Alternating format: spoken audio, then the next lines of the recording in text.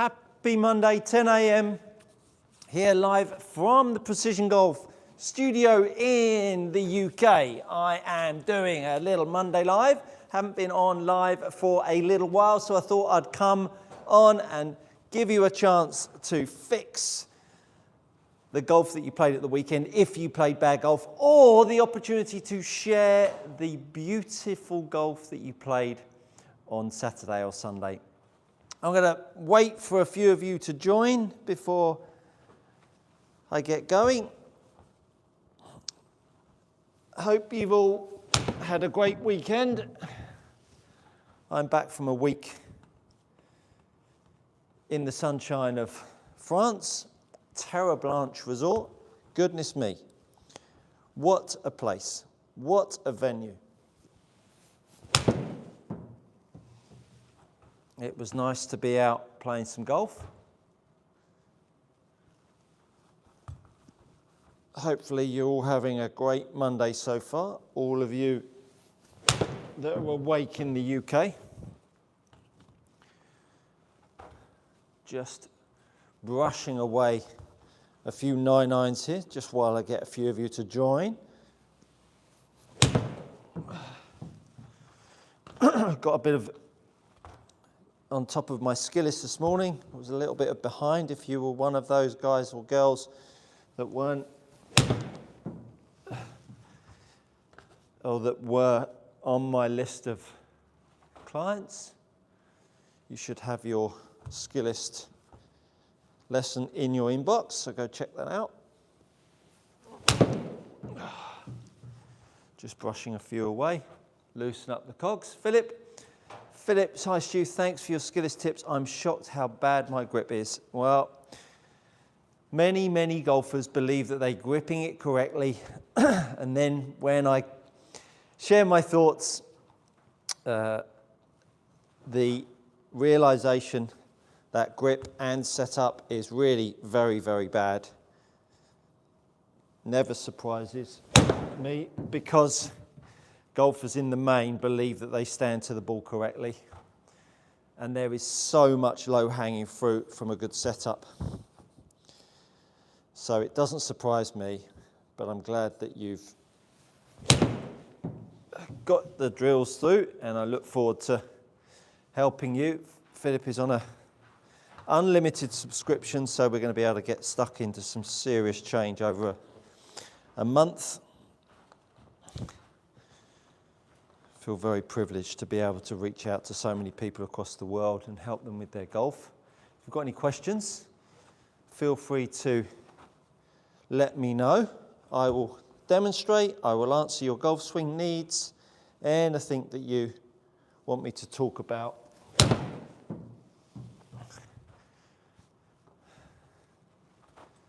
If you're not following me on Instagram, TikTok, please do so. Got loads of stuff coming out on there regularly now.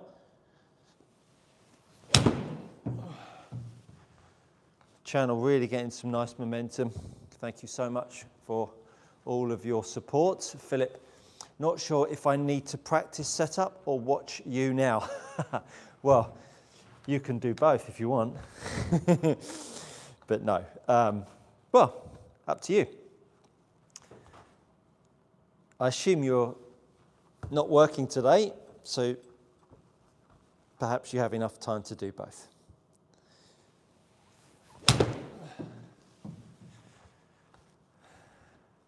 Got the new website being built as we speak. Got some really exciting stuff coming there as well. What have we got? Ulrich, hi Ulrich, hi Stu, question about arms hanging straight down or our hands a little more towards the ball. So a good way to think about that, Ulrich, is once you've set your posture, and it was something that I talked to Philip about actually on his skillist lesson. These wedges here, now these are so what you get in a wedge pack, by the way, and you can find the link of these wedges in my most recent video on my YouTube channel. In a pack of wedges, you get one super big one and two small ones. all I've done is I've glued the two small ones together. I bought a couple of packs, so then I've got two of the big ones. But you don't get two big ones in a pack. You get two small ones and one big one. So what the big ones allow you to do is recognize that the golf club is trying to pull you in that direction. And so when you get yourself into the heels of your feet, now all of a sudden it feels like you could play a better game of tug of war. So once you then start to feel how your glute line is now further back than your heel line, at that point, once you get that gap greater, it now allows you to get your chest more over the ball. Now you want your arms to hang down from your shoulders. I tip more towards the toes of my feet. If I get my arms to hang down, I'm going to fall over. So then what tends to happen is golfers tend to then tuck their tailbone underneath themselves and stand more like this. And then the golf club gets pitched up this way. So change the pressures in the feet, which will allow you to start to get more tip forwards and arms hang underneath you. Now when you draw a line straight down from the middle of the shoulder, what you're looking for is the join point where the lead hand joins the trail hand. That point there wants to sit directly underneath the middle of the shoulder. Hopefully that gives you an understanding of how you want to apply your posture. Jeff Martinez, I'm still crossing the line at the top despite my efforts. Any drills that can help? Yeah, absolutely. So, first of all, if you're crossing over the top, you want to make sure that your right hand is on top of the golf club, because when your right hand sits more on top of the golf club, as you go up to the top, you get external rotation of your right forearm more. So the more your right hand is on top of the golf club, the more you tend to get external rotation at the top. The more your right hand sits underneath the golf club, the more you tend to get internal rotation at the top, which causes that crossover. So get the right hand more on top. You can still create the pressures in the grip that keeps the club head out in front of you.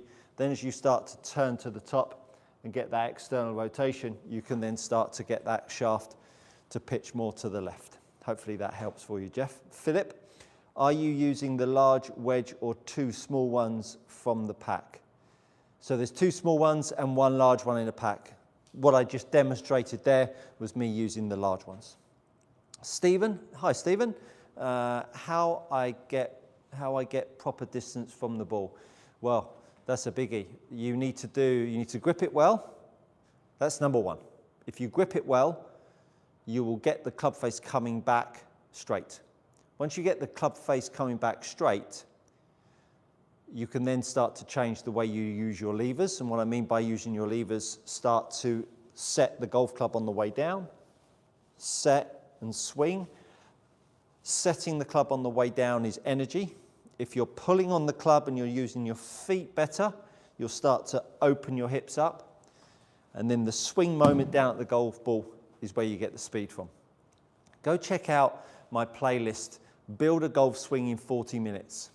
As corny as it sounds, there are all of the principles of giving you a well-rounded golf swing that will give you energy and power, Stephen. Samuel, good evening. Good morning, Samuel. Good evening. How was Terra Blanch? Were you able to record some outdoor golf? Yes, sorry, no, hang on a second. How do I reduce? Sorry, Samuel. I jumped down into Rude's question. Samuel, how do I reduce the movement of my feet when swinging the club? So if your feet are sliding around like this, the best way to think about it is if you were to get someone to jump on a box. So if you jumped on a box, imagine someone saying to you, as you're jumping, spin your feet. So as you're jumping, try and spin your feet. You couldn't, could you? So therefore, if your feet are moving, it means that you're not putting enough force in the ground. And a good way to change that is to set yourself up to a golf ball. Let me turn and face the camera for this one. If you set yourself up to a golf ball and then put a golf ball on the outside of your lead foot, outside of your right foot, and then what you want to do is make some practice swings. Just halfway back and halfway through. Don't go all the way. And what you're trying to do is make the club move as quickly as possible. And you can see that my feet are absolutely rooted to the floor because I'm creating upright force and upright force. That upright force that's actually slightly angular because my foot is at an angle, or my leg is at an angle, it's not vertical, so it's actually angular force. So I push in that direction on the way back, which opens my hip up, and now I'm going to push in that direction as I swing through that open my hip up. When you do that halfway back and halfway through, you will start to keep your feet quiet, and you'll start to open your hips up, and your feet will stay rooted to the floor. Give that a try. Ruud, how was Terra Blanch? Were you able to film some outdoor golf? Yes, I was. And Terra Blanch was beyond expectations. I said to the general manager there when he came over and greeted me, I can't believe how good the facility is. And I've heard about it, but I'd never really been pushed to go down there. Both golf courses were absolutely spectacular. Not a paid promotion, I wasn't paid to go there, I just took some clients down there. It was unbelievable. If you are in Europe or even anywhere in the world, make a trip. The food was magnificent, the service was magnificent, the golf courses were spectacular. Goodness me, I will definitely be going back there. Stephen Emerson, thank you, you're super welcome. Stephen. Terry Coughlin said hi. Hi, Terry. Noel, 1988. Morning, Stu. Morning to you, Noel. Yesterday, I played the European club. I was thinning shots. What is an on-course swing thought that can help? So thinning shots can come from two problems. One, the left shoulder is too far past on the way down the golf ball. If it's too far past the golf ball, the left shoulder, the club will bottom out too late in the swing. So that club is bottoming out too late in the swing, and therefore the angle of attack relative to where the point of the golf ball is too high. So you can see I would start striking too high up the golf ball. The other problem could be is that your left shoulder is too far back, and the club bottoms out, and now the club rises up. Wow. Oops. So that club rising up, luckily I topped it because the club was rising up and it didn't go straight through that screen. Holy moly. That would make the highlights real. So that club rising up will cause that club to be thinned. So what you want to do is pop the golf ball and just grip it with your lead arm and make some swings where you feel the golf club start to unload where the golf ball is. What you'll then recognize is how much you need to keep your left shoulder in the right spot to allow yourself to get that down strike in the right place. If you can get the down strike in the right place and you're still thinning it, then you want to feel like you get a bit more pressure on the grip. And the TheraBand drill, pushing the TheraBand down and moving around, will start to lower the swing down as well. Goodness me, that was a frightening moment. Hopefully that helps, and hopefully we've all recovered after me nearly putting a golf ball through a TV screen. There we go. Happy Monday. All right. Keep the questions coming in. Super happy to answer them. Harrison Klaus said, hi, good morning to you, Harrison. Thanks so much. So many new names coming on the live feeds. Thank you so much. Really nice to have you here. Super, super nice.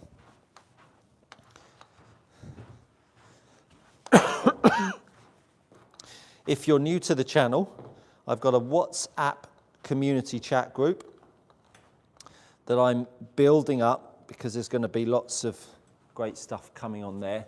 I'm doing a Friday tip series, so every Friday I'll be giving you 3 tips on a Friday to take into the weekend, so go check that out. It's read only, so you won't be spammed by anyone. It's only me typing on there, so go check that out.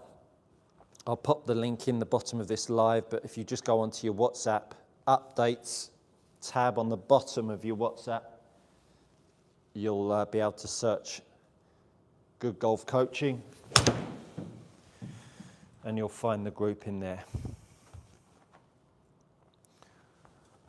Harrison's got a question by the looks of it. Let's have a little look at that. Thank you. Your tips are useful, full and a kind person. Oh, well, thank you, Harrison. I like to think I'm a kind person. Not always taken that way, my direct nature of coaching. But my pledge to make everyone play incredible golf is my pursuit in life, without question.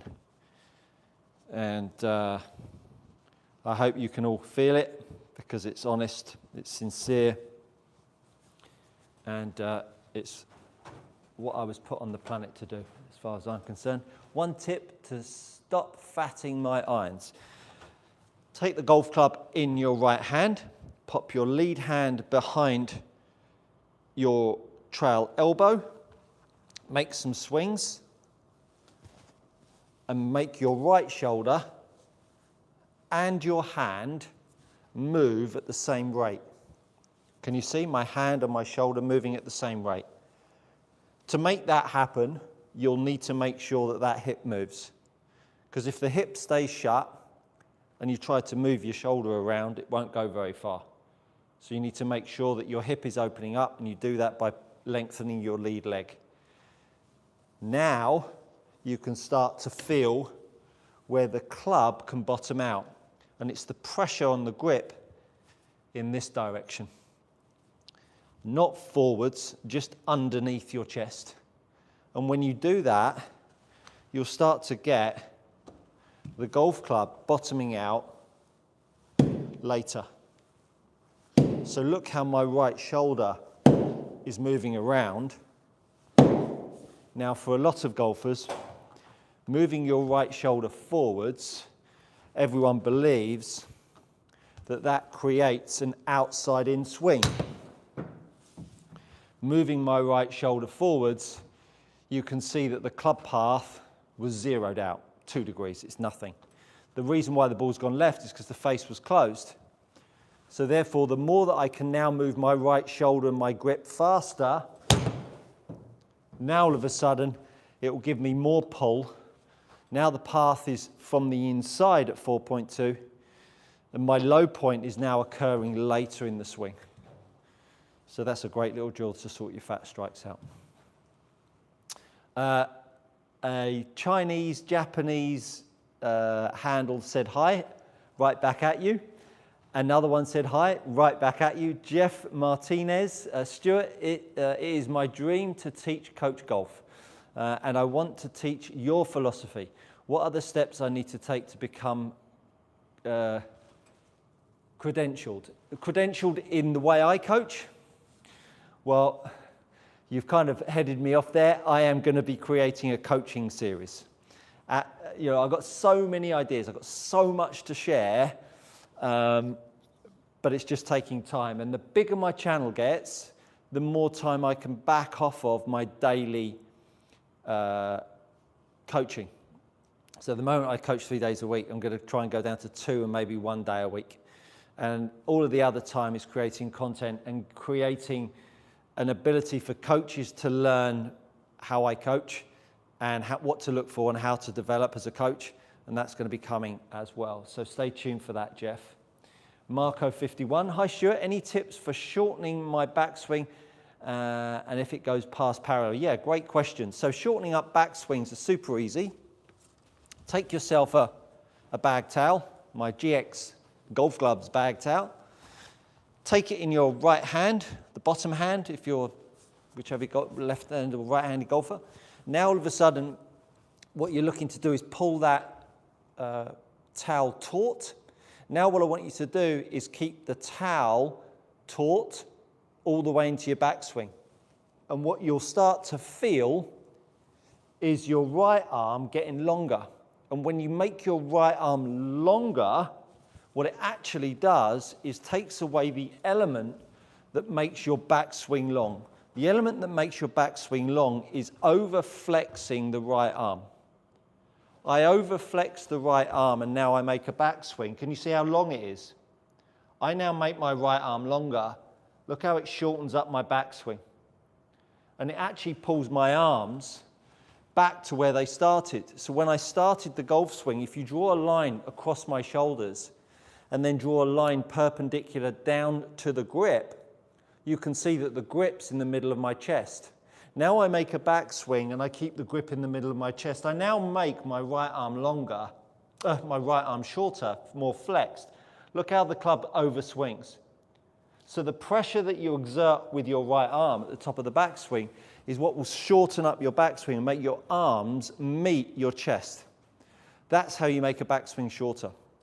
Making a backswing shorter is excellent, but you still need to feel power. Because the way I always think about making backswing shorter, if you were to stand on the first tee at St Andrews in the freezing cold weather and someone said make a shorter backswing, with a 5 mile an hour freezing cold wind into you, that's the last thing you'd want to do because you'd feel underpowered. So what you need to do when you make a shorter backswing is to still feel powerful. Now making the right arm longer and creating more hip turn will still make you feel powerful.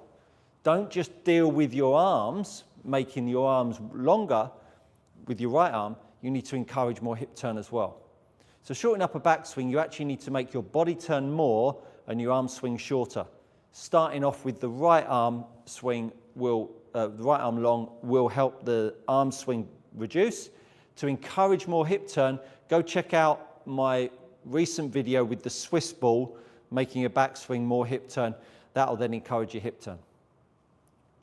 Shortening your arm swing, encouraging more hip turn will shorten up your backswing and still make you more powerful. That is the nugget to making a backswing shorter. Kevin Wilkinson, thumbs up. You're welcome, Kevin. Philip asks, would you dare to say any golfer has the capacity to be a bogey golfer with good golf trading, of course? Absolutely guarantee you anybody can be bogey golf or better. I would say that I could guarantee anyone could be a single figure golfer from tee to green. Anyone, without doubt. But it's the application that comes the problem.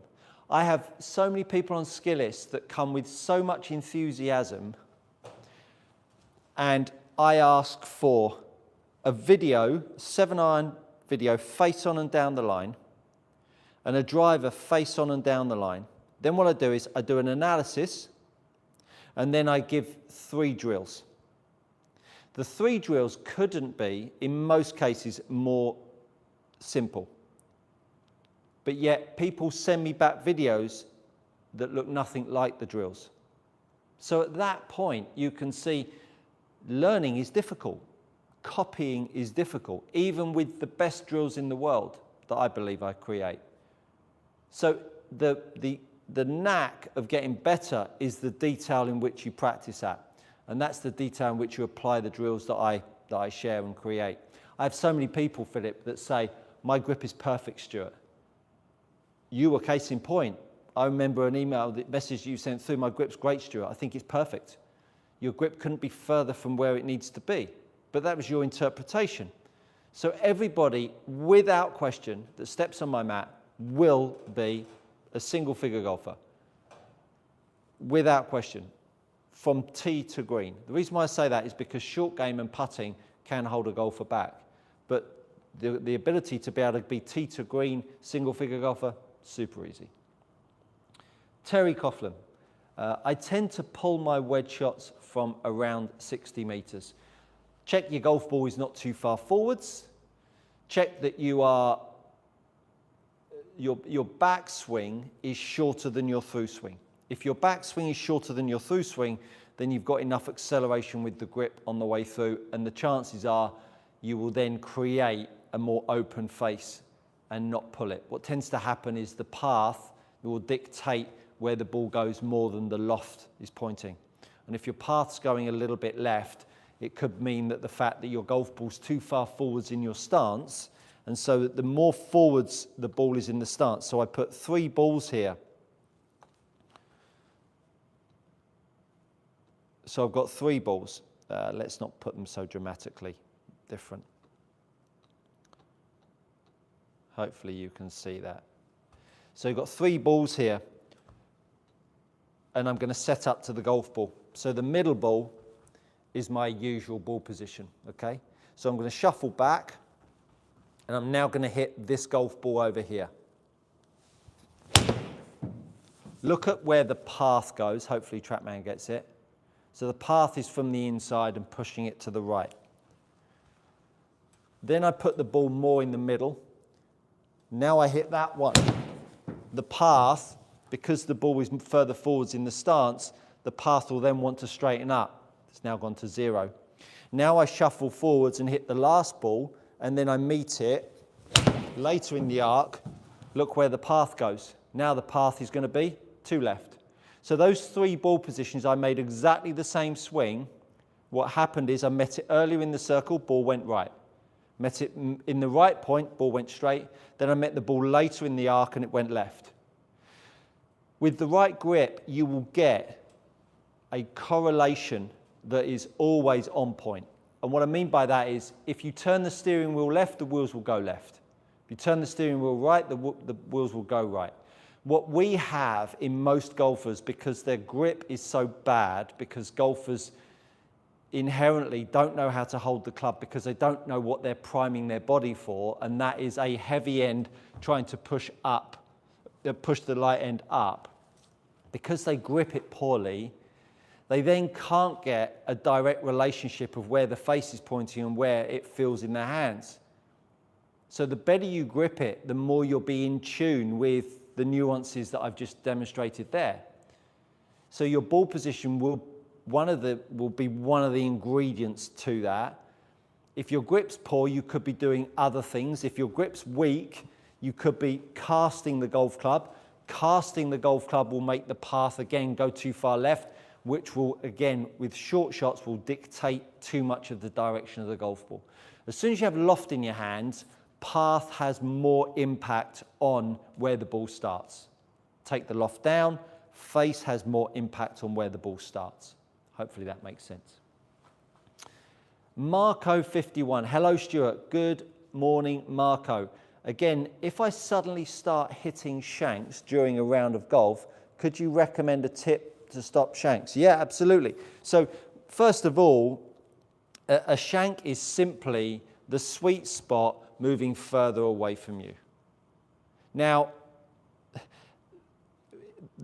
for the majority of golfers, because of the club invariably going shallow to steep, the shaft pitch in 90% of golfers goes shallow to steep.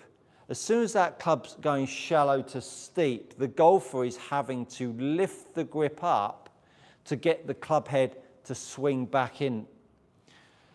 And so what's happening is that the grip is trying to drive itself out to the right too much. So what you want to do is get yourself a head cover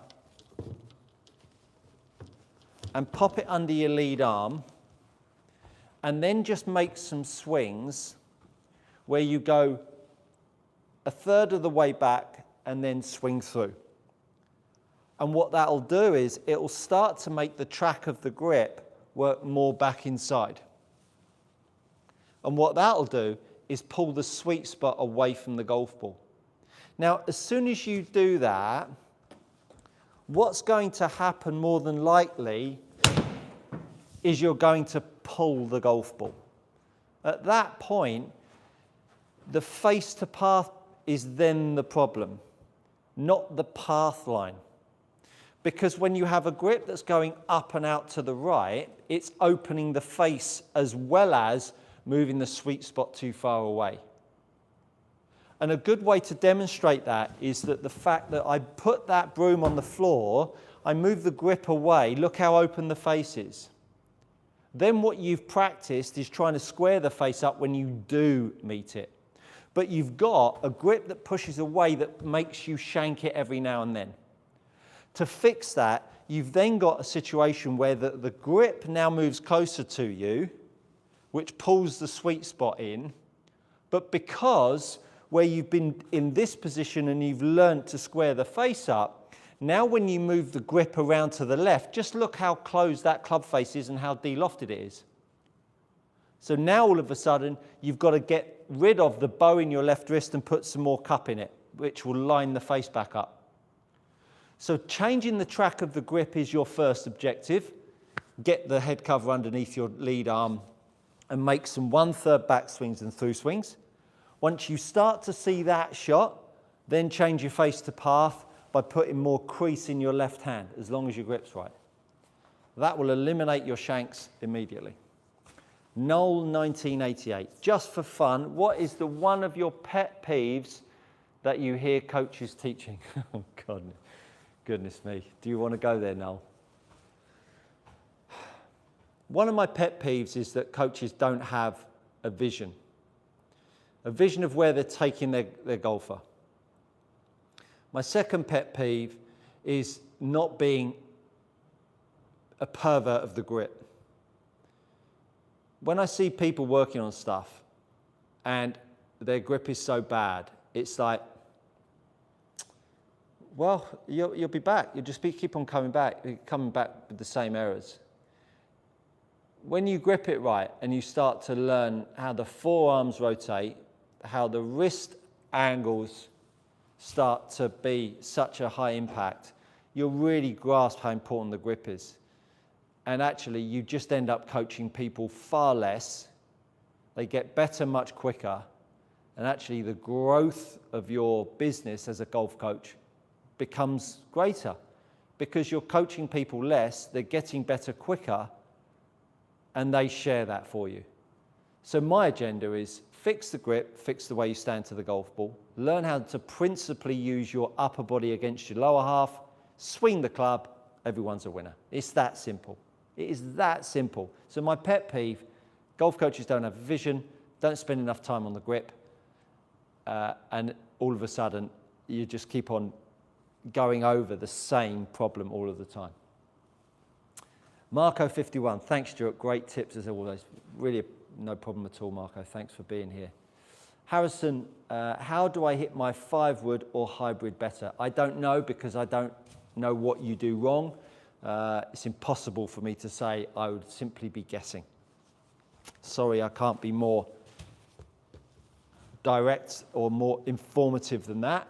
Another Chinese, Japanese handle has just said hi. Good morning to you. There's 100 of you watching, which I am truly blessed is occurring. If you could double tap the screen for me, it would really help the algorithm. Just double tap the screen. It's free to do, won't sign you up for anything, but it will just share the stream. It really would. Yosh in the house. Hi, Stu. Do you feel you keep your left hip forwards in the entire swing? No, absolutely don't. The left hip, the lead hip, is moving towards the target and away from the target. Let me see if I can give you a demonstration here of this here. So, here I am at address. Yeah, this is me at address. Now what I'm going to do is I'm going to lay that club shaft down. And this could be, I mean, this is such a the basis of all of leg action, what I'm just about to explain now. In a backswing, let's pretend the butt of the golf club is directly linked to my pelvis. So what's going to happen is that in the backswing, as I rotate, I'm going to move the pivot point, which is the center of my pelvis, and the butt of the club. I'm going to move it towards the target. Then what I'm going to do, you're going to see that that club path at that point, let me get an alignment stick.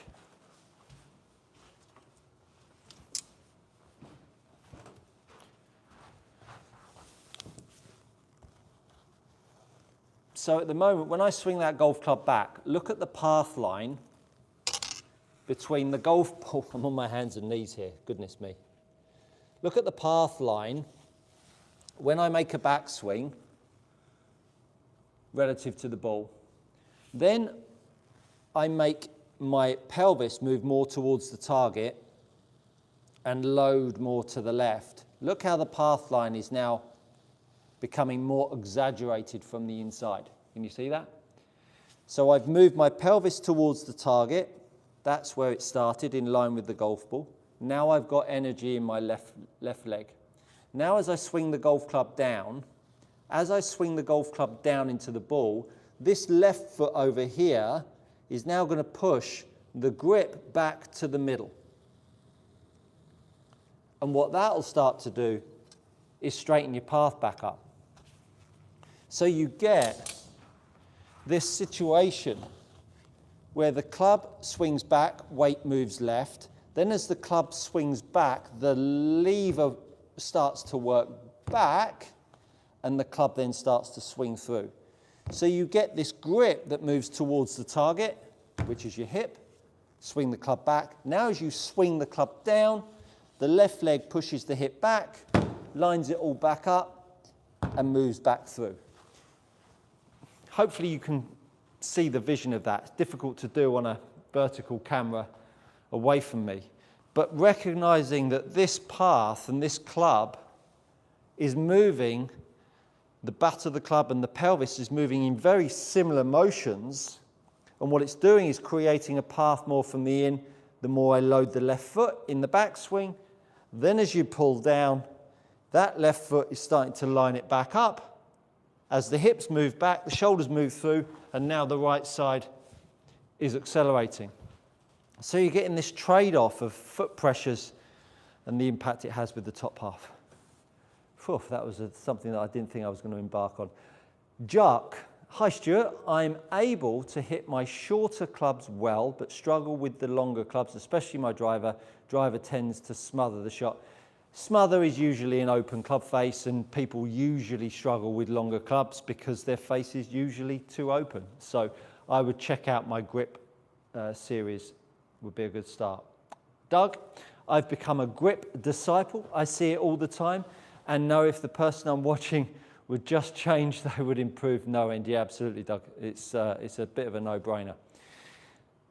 Chung55, hi Stu. When I pull the club down and let it swing, as you demonstrate multiple times, I get a close to zero club path to slightly right, but the face is 4 to 5 degrees close to the path. Any suggestions?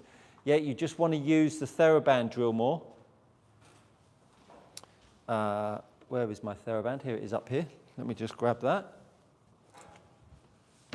To get more angle of attack, just use your TheraBand, push it against the leg, and that will encourage your angle of attack more, and it will just usher your face to path slightly less. Harrison, any drills to help with tempo? Use a metronome. Use a metronome and set it between 50 and 65. The first beep, take away. Second beep at the top. Third beep, strike. That will sort out your tempo issues. The great one. The great one. Hi Stu, can you quickly show us the correct way to grip a club, and is the same grip used for all or most golf shots? Yeah, it's used for all golf shots, yeah. So this is how you put a grip on.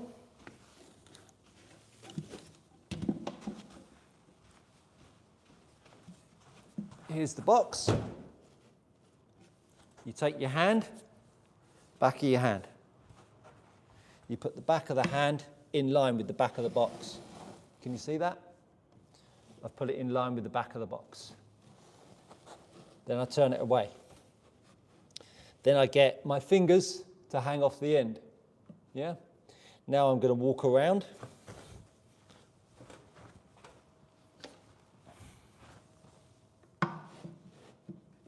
Fingers hanging off the back of the box. Walk around. Slide the grip in. Now I'm doing a press up on the box. Look at the kink I've got here. Yeah? Now take the hand up. Now I've got the pad of the hand on the golf club. Close the fingers on. Club down. Look at the kink. For the right hand, now putting the right hand on the box. Lifeline. Sit down the top of the crease. Down the top of the crease. Right hand on. There's the grip.